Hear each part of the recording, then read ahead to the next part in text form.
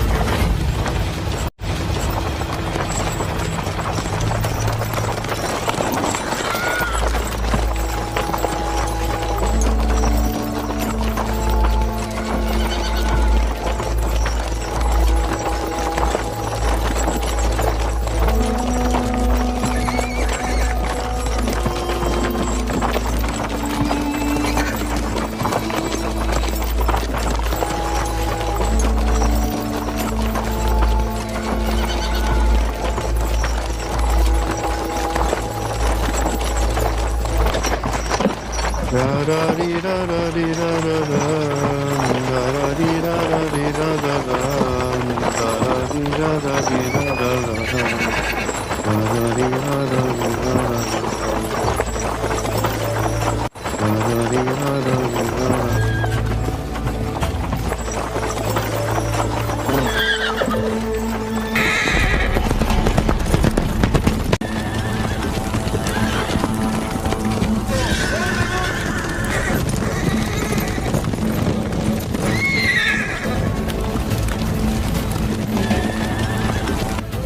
Karatekin.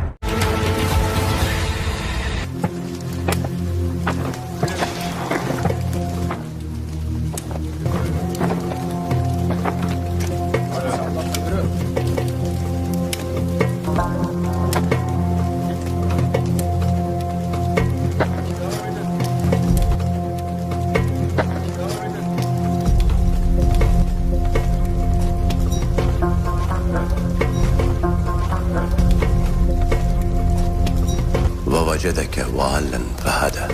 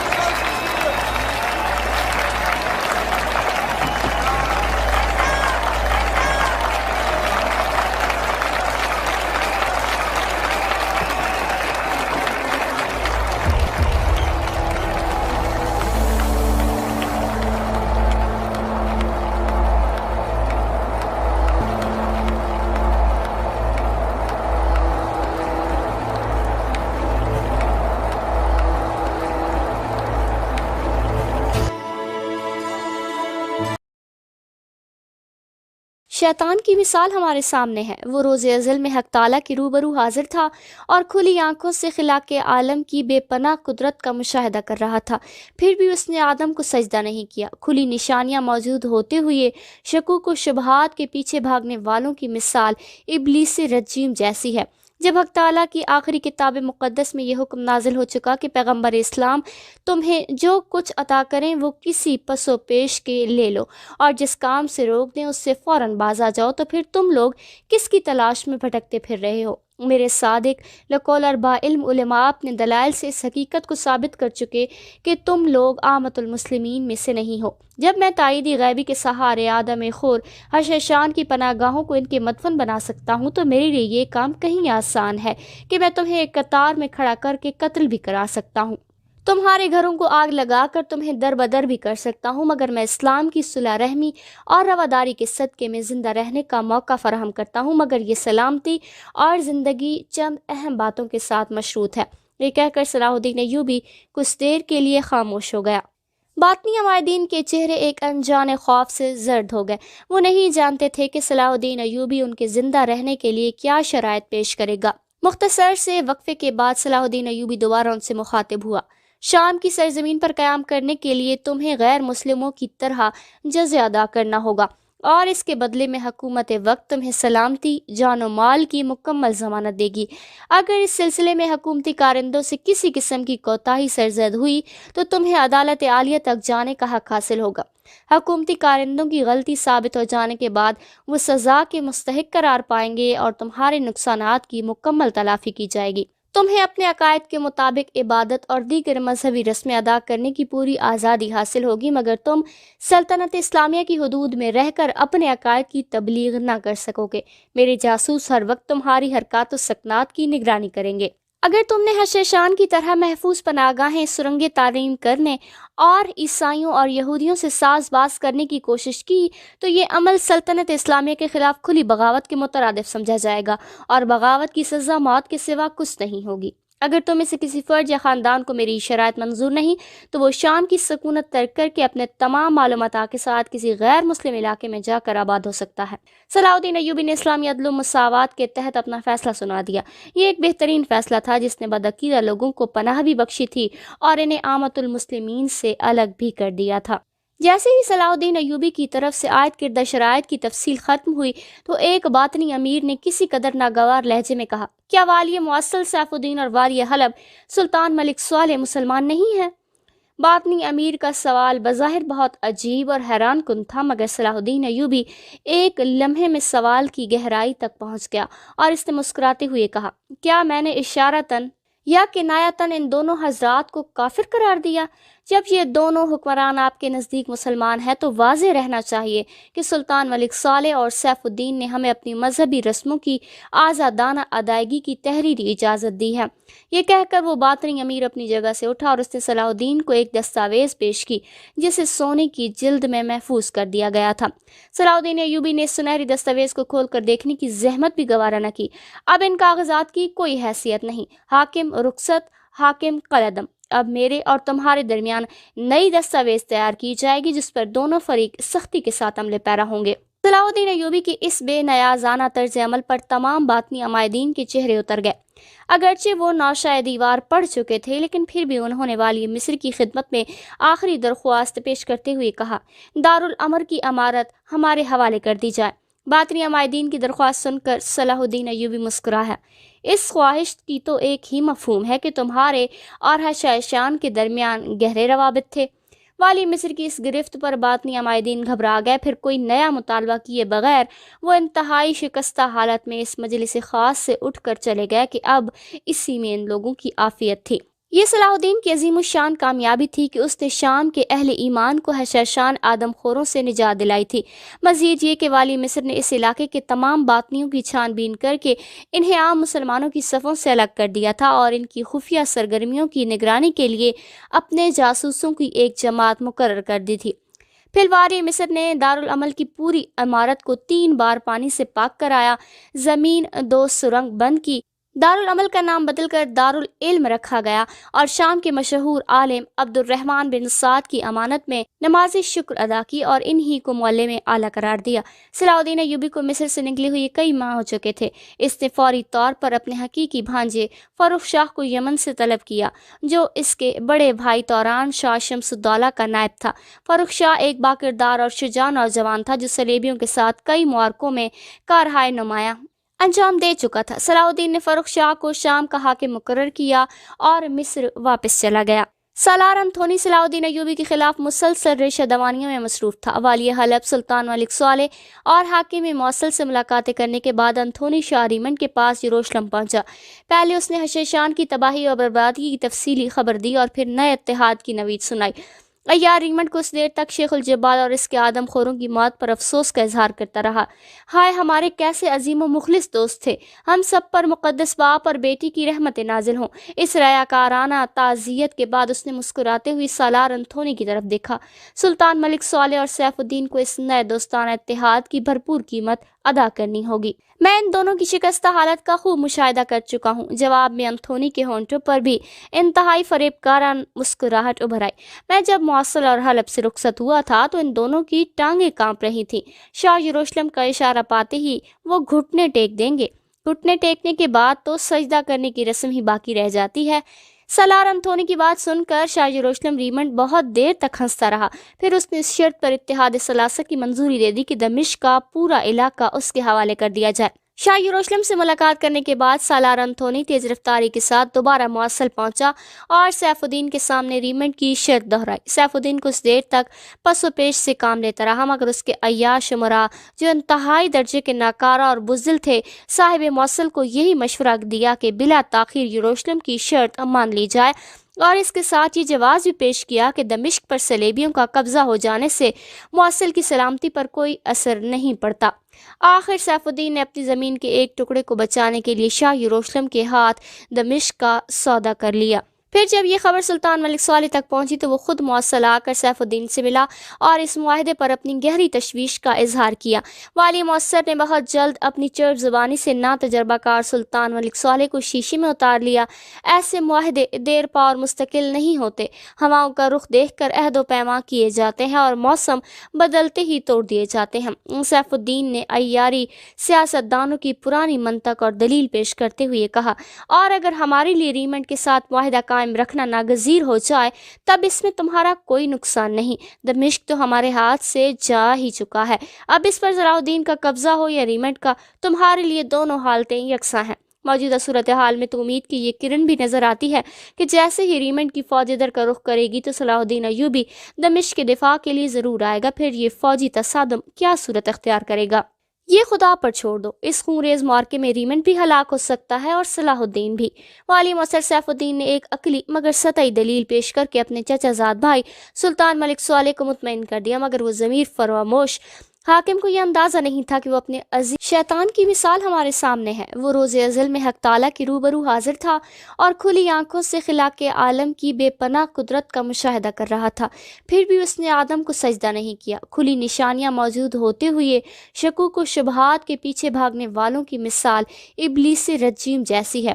جب حق تعالیٰ کی آخری کتاب مقدس میں یہ حکم نازل ہو چکا کہ پیغمبر اسلام تمہیں جو کچھ عطا کریں وہ کسی پس و پیش کے لے لو اور جس کام سے روک دیں اس سے فوراً باز آ جاؤ، تو پھر تم لوگ کس کی تلاش میں بھٹکتے پھر رہے ہو؟ میرے صادق لقول اربا علم علماء اپنے دلائل سے اس حقیقت کو ثابت کر چکے کہ تم لوگ عامت المسلمین میں سے نہیں ہو۔ جب میں تائیدی غیبی کے سہارے آدم خور حشیشان کی پناہ گاہوں کو ان کے مدفن بنا سکتا ہوں تو میرے لیے یہ کام کہیں آسان ہے کہ میں تمہیں ایک قطار میں کھڑا کر کے قتل بھی کرا سکتا ہوں، تمہارے گھروں کو آگ لگا کر تمہیں در بدر بھی کر سکتا ہوں، مگر میں اسلام کی صلح رحمی اور رواداری کے صدقے میں زندہ رہنے کا موقع فراہم کرتا ہوں، مگر یہ سلامتی اور زندگی چند اہم باتوں کے ساتھ مشروط ہے۔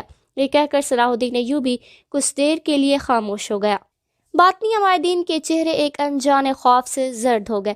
وہ نہیں جانتے تھے کہ صلاح الدین ایوبی ان کے زندہ رہنے کے لیے کیا شرائط پیش کرے گا۔ مختصر سے وقفے کے بعد صلاح الدین ایوبی دوبارہ ان سے مخاطب ہوا۔ شام کی سرزمین پر قیام کرنے کے لیے تمہیں غیر مسلموں کی طرح جزیہ ادا کرنا ہوگا۔ اور اس کے بدلے میں حکومت وقت تمہیں سلامتی، جان و مال کی مکمل ضمانت دے گی۔ اگر اس سلسلے میں حکومتی کارندوں سے کسی قسم کی کوتاہی سرزد ہوئی تو تمہیں عدالت عالیہ تک جانے کا حق حاصل ہوگا۔ حکومتی کارندوں کی غلطی ثابت ہو جانے کے بعد وہ سزا کے مستحق قرار پائیں گے اور تمہارے نقصانات کی مکمل تلافی کی جائے گی۔ تمہیں اپنے عقائد کے مطابق عبادت اور دیگر مذہبی رسمیں ادا کرنے کی پوری آزادی حاصل ہوگی، مگر تم سلطنت اسلامیہ کی حدود میں رہ کر اپنے عقائد کی تبلیغ نہ کر سکو گے۔ میرے جاسوس ہر وقت تمہاری حرکات و سکنات کی نگرانی کریں گے۔ اگر تم نے حشیشان کی طرح محفوظ پناہگاہیں سرنگیں تعمیر کرنے اور عیسائیوں اور یہودیوں سے ساز باز کرنے کی کوشش کی تو یہ عمل سلطنت اسلامیہ کے خلاف کھلی بغاوت کے مترادف سمجھا جائے گا اور بغاوت کی سزا موت کے سوا کچھ نہیں ہوگی۔ اگر تم میں سے کسی فرد یا خاندان کو میری شرائط منظور نہیں تو وہ شام کی سکونت ترک کر کے اپنے تمام معلومات کے ساتھ کسی غیر مسلم علاقے میں جا کر آباد ہو سکتا ہے۔ صلاح الدین ایوبی نے اسلامی عدل و مساوات کے تحت اپنا فیصلہ سنا دیا۔ یہ ایک بہترین فیصلہ تھا جس نے بدعقیدہ لوگوں کو پناہ بھی بخشی تھی اور انہیں عامت المسلمین سے الگ بھی کر دیا تھا۔ جیسے ہی صلاح الدین ایوبی کی طرف سے عائد کردہ شرائط کی تفصیل ختم ہوئی تو ایک باطنی امیر نے کسی قدر ناگوار لہجے میں کہا، کیا والی موصل سیف الدین اور والی حلب سلطان ملک صالح مسلمان نہیں ہیں؟ باطنی امیر کا سوال بظاہر بہت عجیب اور حیران کن تھا، مگر صلاح الدین ایوبی ایک لمحے میں سوال کی گہرائی تک پہنچ گیا اور اس نے مسکراتے ہوئے کہا، کیا میں نے اشارتاً یا کنایتاً ان دونوں حضرات کو کافر قرار دیا؟ جب یہ دونوں حکمران آپ کے نزدیک مسلمان ہیں تو واضح رہنا چاہیے کہ سلطان ملک صالح اور سیف الدین نے ہمیں اپنی مذہبی رسموں کی آزادانہ ادائیگی کی تحریری اجازت دی ہے۔ یہ کہہ کر وہ باطنی امیر اپنی جگہ سے اٹھا اور اس نے صلاح الدین کو ایک دستاویز پیش کی جسے سونے کی جلد میں محفوظ کر دیا گیا تھا۔ صلاح الدین ایوبی نے اس سنہری دستاویز کو کھول کر دیکھنے کی زحمت بھی گوارا نہ کی۔ اب ان کاغذات کی کوئی حیثیت نہیں، حاکم رخصت، حاکم قلعدم۔ اب میرے اور تمہارے درمیان نئی دستاویز تیار کی جائے گی جس پر دونوں فریق سختی کے ساتھ عمل پیرا ہوں گے۔ صلاح الدین ایوبی کی اس بے نیازانہ طرز عمل پر تمام باطنی عمائدین کے چہرے اتر گئے۔ اگرچہ وہ نوشۂ دیوار پڑھ چکے تھے لیکن پھر بھی انہوں نے والی مصر کی خدمت میں آخری درخواست پیش کرتے ہوئے کہا، دارالامر کی امارت ہمارے حوالے کر دی جائے۔ باطنی عمائدین کی درخواست سن کر صلاح الدین ایوبی مسکرایا۔ اس خواہش کی تو ایک ہی مفہوم ہے کہ تمہارے اور حشائشان کے درمیان گہرے روابط تھے۔ والی مصر کی اس گرفت پر باطنی عمائدین گھبرا گئے، پھر کوئی نیا مطالبہ کیے بغیر وہ انتہائی شکستہ حالت میں اس مجلس خاص سے اٹھ کر چلے گئے کہ اب اسی میں ان لوگوں کی عافیت تھی۔ یہ صلاح الدین کی عظیم الشان کامیابی تھی کہ اس نے شام کے اہل ایمان کو حشاشان آدم خوروں سے نجات دلائی تھی۔ مزید یہ کہ والی مصر نے اس علاقے کے تمام باطنیوں کی چھان بین کر کے انہیں عام مسلمانوں کی صفوں سے الگ کر دیا تھا اور ان کی خفیہ سرگرمیوں کی نگرانی کے لیے اپنے جاسوسوں کی ایک جماعت مقرر کر دی تھی۔ پھر والی مصر نے دارالعمل کی پوری عمارت کو 3 بار پانی سے پاک کرایا، زمین 2 سرنگ بند کی، دارالعمل کا نام بدل کر دارالعلم رکھا گیا اور شام کے مشہور عالم عبد الرحمن بن سعد کی امانت میں نماز شکر ادا کی اور انہی کو معلم اعلیٰ قرار دیا۔ صلاح الدین ایوبی کو مصر سے نکلے ہوئے کئی ماہ ہو چکے تھے۔ اس نے فوری طور پر اپنے حقیقی بھانجے فروخ شاہ کو یمن سے طلب کیا جو اس کے بڑے بھائی توران شاہ شمس الدولہ کا نائب تھا۔ فروخ شاہ ایک باکردار اور شجاع نوجوان تھا جو صلیبیوں کے ساتھ کئی معرکوں میں کارہائے نمایاں انجام دے چکا تھا۔ صلاح الدین نے فروخ شاہ کو شام کا حاکم مقرر کیا اور مصر واپس چلا گیا۔ سالار انتھونی صلاح الدین ایوبی کے خلاف مسلسل ریشہ دوانیوں میں مصروف تھا۔ والی حلب سلطان ملک صالح اور حاکم موصل سے ملاقاتیں کرنے کے بعد انتھونی شاہ ریمن کے پاس یروشلم پہنچا۔ پہلے اس نے حشیشان کی تباہی اور بربادی کی تفصیلی خبر دی اور پھر نئے اتحاد کی نوید سنائی۔ عیار ریمنڈ کچھ دیر تک شیخ الجبال اور اس کے آدم خوروں کی موت پر افسوس کا اظہار کرتا رہا۔ ہائے ہمارے کیسے عظیم و مخلص دوست تھے، ہم سب پر مقدس باپ اور بیٹی کی رحمت نازل ہوں۔ اس ریاکارانہ تعزیت کے بعد اس نے مسکراتے ہوئی سالار انتھونی کی طرف دیکھا۔ سلطان ملک صالح اور سیف الدین کو اس نئے دوستانہ اتحاد کی بھرپور قیمت ادا کرنی ہوگی۔ میں ان دونوں کی شکستہ حالت کا خوب مشاہدہ کر چکا ہوں۔ جواب میں انتھونی کے ہونٹوں پر بھی انتہائی فریب کارہ مسکراہٹ ابھر آئی۔ میں جب موصل اور حلب سے رخصت ہوا تھا تو ان دونوں کی ٹانگیں کانپ رہی تھیں۔ شاہ یروشلم کا اشارہ پاتے ہی وہ گھٹنے ٹیک دیں گے۔ گھٹنے ٹیکنے کے بعد تو سجدہ کرنے کی رسم ہی باقی رہ جاتی ہے۔ سالار انتھونی کی بات سن کر شاہ یروشلم ریمنڈ بہت دیر تک ہنستا رہا.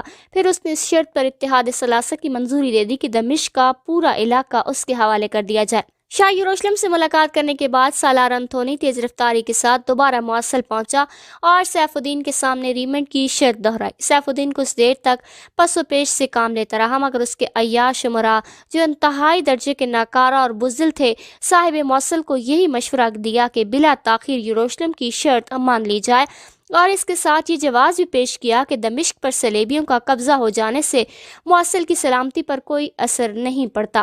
آخر سیف الدین نے اپنی زمین کے ایک ٹکڑے کو بچانے کے لیے شاہ یروشلم کے ہاتھ دمشق کا سودا کر لیا. پھر جب یہ خبر سلطان ملک صالح تک پہنچی تو وہ خود موصل آ کر سیف الدین سے ملا اور اس معاہدے پر اپنی گہری تشویش کا اظہار کیا. والی موصل نے بہت جلد اپنی چرب زبانی سے نا تجربہ کار سلطان ملک صالح کو شیشے میں اتار لیا. ایسے معاہدے دیر پا اور مستقل نہیں ہوتے، ہواؤں کا رخ دیکھ کر عہد و پیما کیے جاتے ہیں اور موسم بدلتے ہی توڑ دیے جاتے ہیں. سیف الدین نے عیاری سیاست دانوں کی پرانی منطق اور دلیل پیش کرتے ہوئے کہا، اور اگر ہمارے لیے ریمنڈ کے ساتھ معاہدہ قائم رکھنا ناگزیر ہو جائے تب اس میں تمہارا کوئی نقصان نہیں. دمشق تو ہمارے ہاتھ سے جا ہی چکا ہے، اب اس پر صلاح الدین کا قبضہ ہو یا ریمنڈ کا، تمہارے لیے دونوں حالتیں یکساں ہیں. موجودہ صورتحال میں تو امید کی یہ کرن بھی نظر آتی ہے کہ جیسے ہی ریمنڈ کی فوج ادھر کا رخ کرے گی تو صلاح الدین ایوبی دمشق کے دفاع کے لیے ضرور آئے گا. پھر یہ فوجی تصادم کیا صورت اختیار کرے گا، یہ خدا پر چھوڑ دو. اس خونریز معرکے میں ریمنڈ بھی ہلاک ہو سکتا ہے اور صلاح الدین بھی.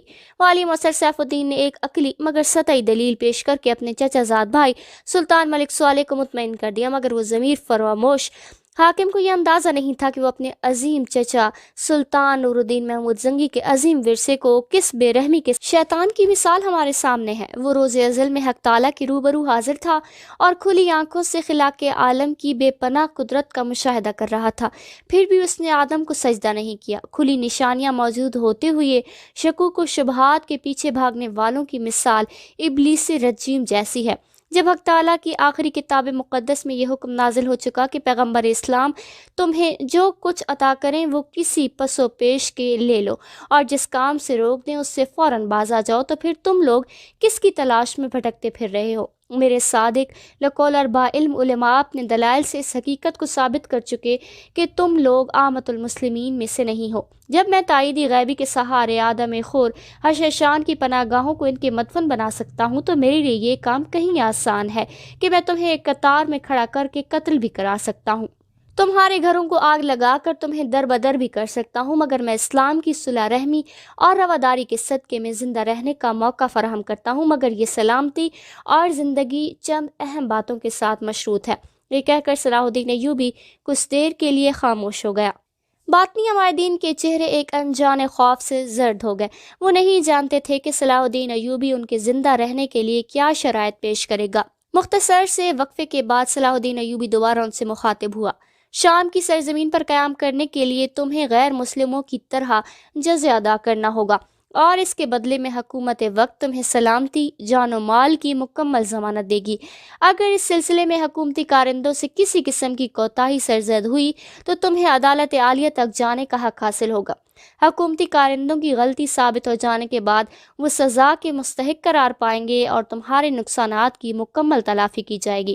تمہیں اپنے عقائد کے مطابق عبادت اور دیگر مذہبی رسمیں ادا کرنے کی پوری آزادی حاصل ہوگی، مگر تم سلطنت اسلامیہ کی حدود میں رہ کر اپنے عقائد کی تبلیغ نہ کر سکو گے. میرے جاسوس ہر وقت تمہاری حرکات و سکنات کی نگرانی کریں گے.